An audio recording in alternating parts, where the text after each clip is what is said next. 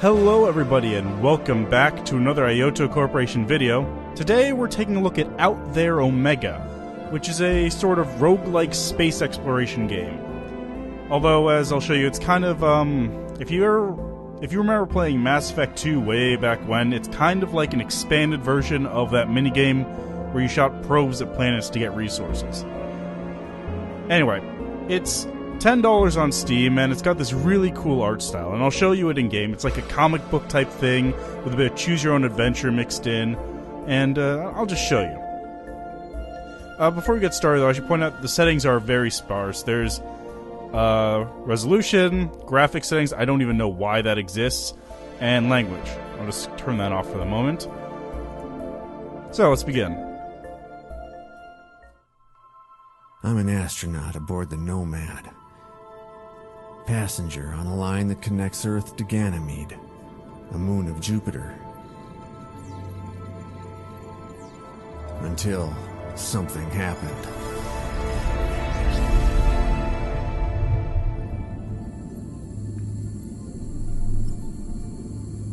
When I awoke from cryonics, I wasn't in orbit around Ganymede.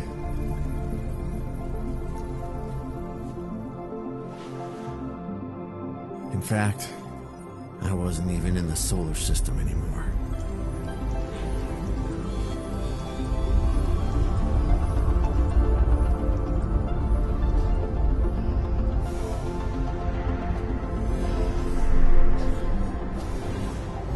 I was out there.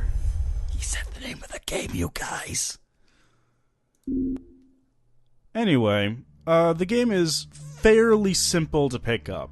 Got your interface here. This is sort of like the big galaxy map, and in the tutorial, which is sort of like an introduction to the game, you pick up this thing, which is a space folder. It allows you to fold space and travel long distances, interplanetary and interstellar distances, fairly easily. Anyway, so here's the basic screen. You've got three sort of steps. You've got the star map, and your goal is to reach the red star down the bottom. You've got your local map, which in this case is just a space station and a star, and you have your ship, which allows you to build parts here or use these as storage. Now, one thing that kind of cheeses me off is if you're carrying a lot of stuff, like there's a bunch of different elements you can pick up, like you can pick up gold, cobalt, titanium, thorium, whatever, and you use that to craft various things. For example, if I wanted to rebuild the cryonics, I would need 3 iron and 1 silicon, and I would need an open space. So, if I had the silicon, I could craft the cryonics thing right here. Unfortunately, I cannot craft anything if all these spaces are full, even if crafting would use up the stuff that would give me the space. So, for example, if all these spaces were full, and I had a silicon here, I couldn't craft the cryonics here, because the silicon is taking up the space. It's just a pain thing, and it's like you keep throwing away resources that you could use otherwise because you have to craft, but whatever. Anyway, you've got 3 main things that you need to keep an eye on while you're traveling. Your fuel, your oxygen, and your hull. Fuel is powered by hydrogen and helium. That's easy enough to get. You'll mine it. Oxygen is a bit rarer. Occasionally you'll mine it from planets, or if you're lucky, you'll find a planet with oxygen that you can land on. And iron you have to mine from planets, but you use it less frequently because most of the time you won't be getting damaged as much. I should probably jump to another system. Now, one thing that makes this game very hard, and it is extremely hard, is that everything costs fuel. And large amounts of it. Like, just traveling here is 16 fuel, and I only have a max of 100. And you get this cool little travel animation, which thankfully you can skip. But you also have the option of just turning it off in the options. Anyway, every time you jump to a new system, something will happen, or one of these things will come up. In this case, let's see, middle of a space battle, bird with wings, those beams hit me, I'm a goner. So I have 3 things I can do, and each one may come up with different things.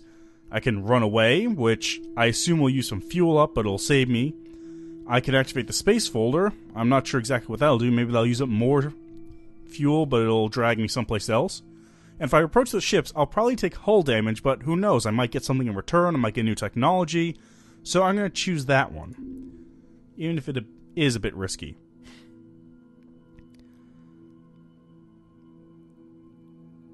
Let's see. Okay, so yeah, exactly. What happened is I hid behind the other ships that were there, and by hiding behind them, I've got some iron that I can use to repair my hull. I picked up some fuel, which is extremely good, and I gathered some iron from the wreckage. So after that little introduction to the system has gone by, I have the option to travel to any planets that might be here. In this case, there are two, a rocky planet and a gas giant. Gas giants are basically like your life in this game, because fuel is a precious resource. Everything you do costs fuel. Traveling to new stars costs fuel, traveling to new planets costs fuel, and strangely enough, launching probes to gather fuel costs fuel. Now, here I can spend different amounts of fuel. If I spend a little bit of fuel, I get a little bit of stuff back, and it's fairly safe because I'm only penetrating so far into the planet. Spend more fuel, I might get more stuff, but if I spend this much, I have a very high chance of breaking my probe and wasting resources, but I'll probably get more stuff out of it. So typically this is a safe bet, and then I wind up with a bunch of fuel I can use. And you can keep probing the planet over and over again, but it'll just keep giving you less stuff, and eventually it'll just run out of material to mine. So let's see, I've filled up so I can stick this here. And that's refilled my fuel a bit. Oop, didn't want to do that. So now that I've searched the gas giant, I can go to the rocky planet since I got a bit of fuel left over. And since I can land, okay, nothing came up, but it allows me to drill for new minerals. So I might get some iron. Let's see, I got, I'm not sure what that is. Tungsten. Why is it W? No. So, I got some tungsten picked up, I got some thorium, and I picked up some more iron. That'll be useful later on if I have to craft something, or because I took damage from going into that gas giant, I can actually repair my hull using it. So if I go here... okay. So now my hull's repaired, I should probably top up my oxygen. And my fuel.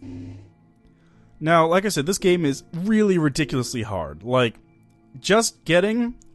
Like, I've barely gotten through a couple systems. Just getting through, like, one or two systems is a massive, like, stroke of luck, because you need to be able to get fuel constantly, you need to be able to get new iron constantly to replenish your hull, you need to be able to get new oxygen constantly so you don't die. Just... all over the place, there's stuff constantly that you need to get. So it's constantly a struggle to survive. Let me see here. So he's just talking to himself. Anyway, here's a gas giant. I got enough fuel for the moment, so... I think I'm safe to skip this gas giant and go on to a new system.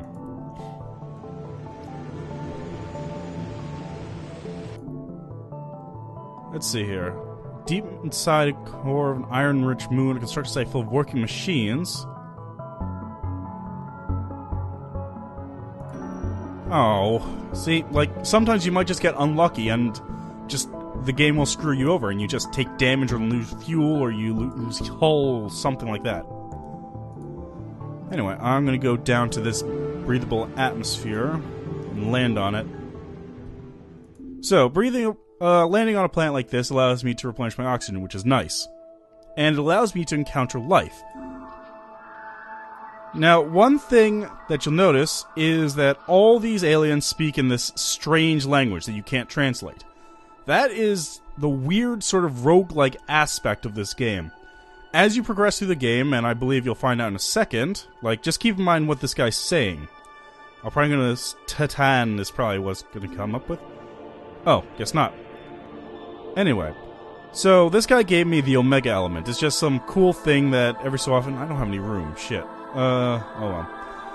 And I also learned two new words. Oninri means love, and Roanga means Omega. Now, basically, this isn't added to any dictionary or something in the game. You actually have to write this down and make a dictionary of words that the game has given you. So it's an interesting roguelike game in that respect, where you're sort of learning languages and trying to figure out exactly what these aliens do. And there's a lot of situations where you'll actually talk to aliens and sort of agree to trade with them. And if you don't have these things written down, you can't understand what they're talking about. But if you do have it written down, you can make a good decision on what you want to do. So that, I really like that aspect. It sort of adds a mystique to the universe. And then after I've met them, I can drill up stuff. Let's see, oxygen's always good. I can dump the rest of that. Gold is useful. Yeah, that's that. But again, the big problem is that everything takes fuel. Like, if you're out of fuel and you don't run into a gas giant... Oh, shit. Crap. I don't think I need this. So... Crap. Okay, let's hope I got enough hydrogen here to get me out of here. So, let me see if can I be... Yes, good, I can rebuild it. Like, that's something that can actually happen. I had that happen before once, too. Like, several components of my ship just broke, and I just could not survive any longer.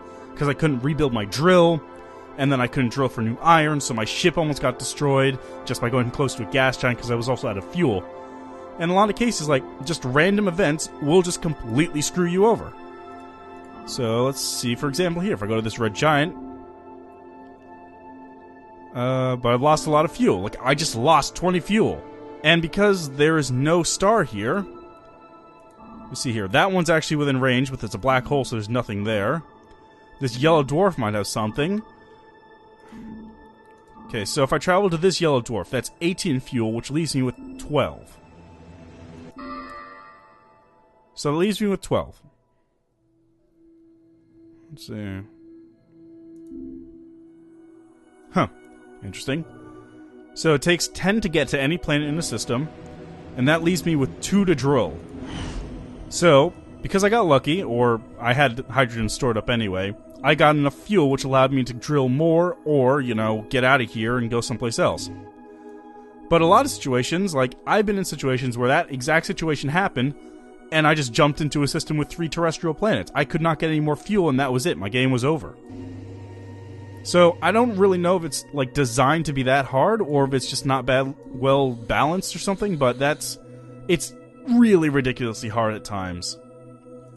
But still, it's a cool game, and, like, the story is interesting. I really like the aesthetic as well, because it's all, comic book style, so let me actually encounter life. Yeah, like, here's one of those trading things. I'm not sure what he's saying, so let me try agreeing. Oh. I guess I must have said something he didn't like. So maybe if I disagreed with him, he would have given me something like another Omega thing, or maybe he would have given me some fuel so I could get out of here. Me. Well, yeah, that's how the game runs.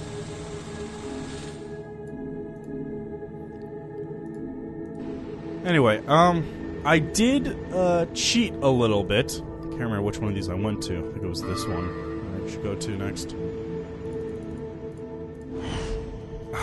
Sweet. Oh god, I gotta get some iron in there to fix my hull up.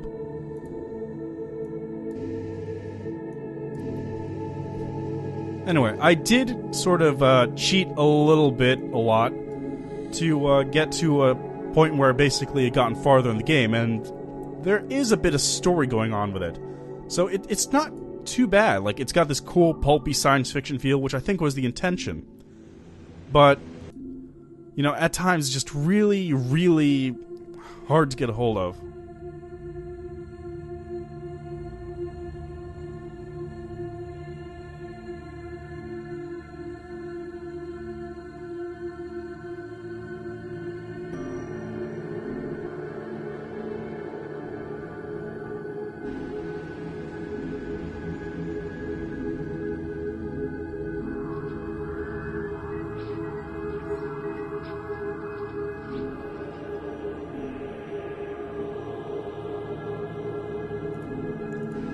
Oh yeah.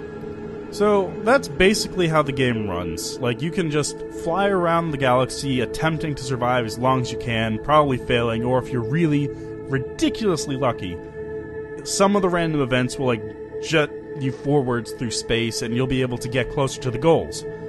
Or you'll just die instantly. You know, either way it really goes.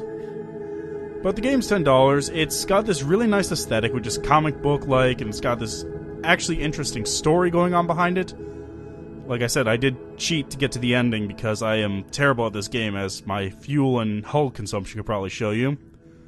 But, like, it raises all these interesting questions about the story and what's going on, in addition to what you're seeing and what you can do. Like, I didn't pick it up, but amongst the technologies you pick up, there is one thing that allows you to create black holes, which annihilates life in the system. So who knows, maybe you have to use that in one of the endings. Because there are multiple endings. Anyway, that's been Out There Omega Edition. Thank you for watching, and we'll see you next time.